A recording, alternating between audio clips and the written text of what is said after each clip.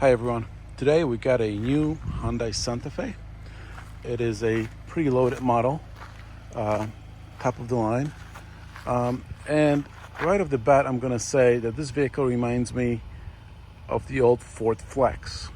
Now, it's styled a bit to resemble the Land Rover Defender, but as you'll soon see, this is more Ford Flex than anything else in terms of the general usage of it and the interior space. Notice the headlights, they're in the shape of an H. When we get to the back, you'll see the taillights are the same way. If I left the lights on, I don't remember if I did. But again, there's a lot of Ford Flex in here, the same kind of a vertical front grille, very sharp, square design. These are 21-inch wheels, which I'm gonna go off the bat and say that they're too big. This model does have a temporary spare tire on the bottom of it. Cool thing.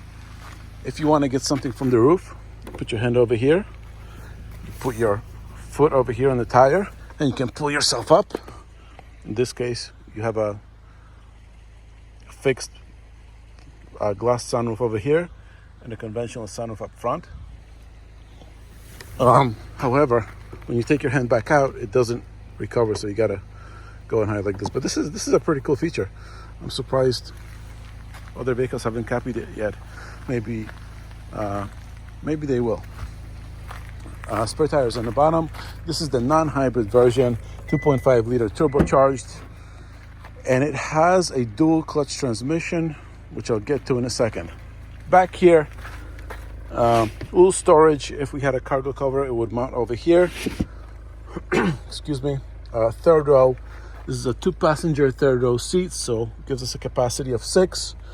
If you want to lower the second row, the only way to fold the second row is from the trunk, and it's by pressing this button over here. And it's because the seats are power. The second row is power because I guess that's what luxury is. You can't do it yourself. The third row is definitely not power. Put over here. This folds like that, and it's actually a two-hand operation because I'm pulling on this now and it's not going down. Well, maybe it is, and you fold it like that. Back here, everybody's got a USB-C port. There's every passenger has one. 120-volt socket, which is nice. You have the own climate control adjustments, which is also nice. Yes, there's a USB-C on this side. Closing the hatch. You have the lock button that I like, and just the power close button. Notice that the blinkers are down there and not up here. And also you can see the little H design in the taillights. Same thing over here. Grab on to hop onto the roof, and again, it doesn't retreat. Second row. Let me start over here. This is actually metal. This feels really nice. This whole finish is nice. I think in terms of interior design and material quality, Hyundai, Kia, Genesis, they're on top of their game. Now, to access the third row seat from here, you can press over here, and it does this for you. That's all good so far. You hop over back there. Well, if the seats were up, you would hop over there. But now, to close it back up, it's a manual labor, but you get to here, it's not all the way back. You got to reach down and slide it with the lever. So the reclining forward is great. The going backwards is tricky. Let's go over here because the top line model, those seats over here are heated. Not ventilated, just heated.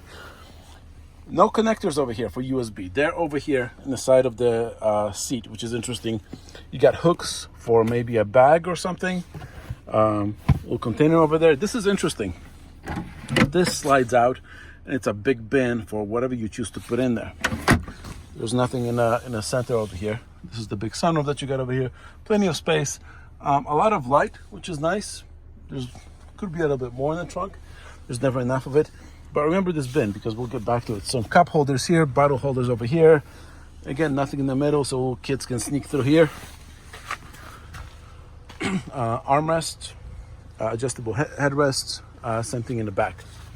Generally, a very good amount of space here, nice quality on everything, with the little trick of getting in the third row. But again, the third row, let's be honest, is mostly for kids. The kids will run right down the middle and jump up over there. So this feature of sliding is of and moving the forward of the seat is really more for the adults to get in there, should that ever happen. Getting over here, same thing, nice pocket for bottles. Actually, two. They could be at like two different angles. Interesting design. Typical door controls. Again, metal stuff. I'm really impressed with this. This is nice quality. This is a finger scan reader. I don't know why it's there. You're gonna have a key for it anyway. Typical traction control, trunk illumination here. This is LED mood lighting. It's very nice. It's throughout the vehicle. It looks very nice at night. It's hidden through here, but it's everywhere. Going behind the wheel, I don't know what's going on with this. Is this a new Hyundai logo or what? But a line with 4 dots in it. I'm not sure what it's for. Over here, notice how nice the key is. It's a Hyundai logo. It has, the lock, unlock, horn start. It has the smart drive. They can move the car forwards and backwards. Nothing on this side. 2 wireless chargers. Like on the other Hyundais, I love this feature where you can have, if you want to have it wired if you want to have a wire charging, you can plug your USB-C right into here. And this gives you an option of just having a USB-C connection for charging, or a USB connection to have a display through here. I have the Apple CarPlay disconnected right now for the purposes of this video, but that's a nice option to have. This is UVC, some kind of a cleaning thing that I don't understand. I looked through it in the manual. It didn't explain anything. I don't know what it does and what it's there for, but it's got some kind of a purpose. Climate control. What's nice about it is if you switch over here, damn it, this gives you the rear climate control. Flip it again, it's the front. Heated seats, heated steering wheel, ventilated seats. I have it sunk right now, but it's still climate control. Again, typical for a Hyundai. It gives you different speeds for automatic vent speed, so that it's not noisy for some people. Heart buttons are nice. This one has a tune knob, which is nice for if you're surfing channels on satellite radio. But again, this is almost perfect, except for these buttons over here. Like if I want to put the heated seat on, I really need to look where I'm pressing. But otherwise, this is a pretty good design. Going down over here, you have drive modes, which in here are sport, set up your own, snow, normal, blah blah blah, typical stuff. Auto hold if you don't want it to start moving on itself. Downhill assist, which is funny. I really should have used this, because when you're driving in the mountains and you want to do engine braking and you just shift down, even in first gear, the engine was pushing almost 6,000 RPMs, going almost 30 miles an hour in first gear, and it wouldn't slow me down enough. So I'm going to try this feature. Camera system is also nice. It's all around. Pretty cool. They don't have a sunroof on here, huh?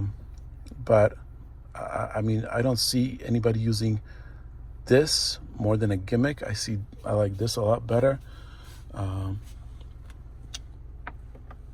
But whatever floats your boat. Again, this is all very simple to use. Once you set it, you kind of forget about it. So in addition to this UVC thing, there's another feature that I'll show you in a second that I'm confused about. 2 glove boxes. The handle is kind of cool. I like how it's built in. This is just half of the owner's manual. I tried reading it. It was painful. All right. I don't understand this one feature. I don't know who would use it and when. But look, you press over here. Why isn't it doing it? It was doing it a second ago. Oh, there we go. The seat is moving forward. crushing your legs. It's tilting back. It's pulling up this thing over here. And I guess this is supposed to be some kind of a relaxation position for the driver, except there's no space for your legs. Obviously you wouldn't drive like this. I really, and I've seen this on other Hyundais, and I couldn't figure out what it's supposed to do.